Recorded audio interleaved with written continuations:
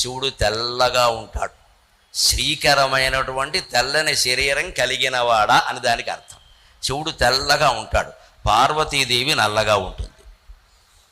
విష్ణుమూర్తి తెల్లగా ఉంటాడు. విష్ణుమూర్తి నల్లగా ఉంటాడు. లక్ష్మీదేవి ఎర్రగా ఉంటుంది.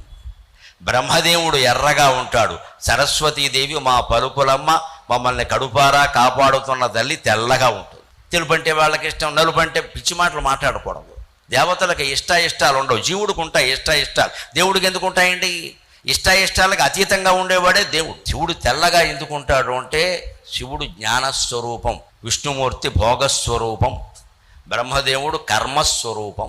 కర్మ ఎప్పుడు రజోగుణం. రజోగుణం రంగు ఎరుపు, అందుకని ఆయన ఎర్రగా ఉంటాడు.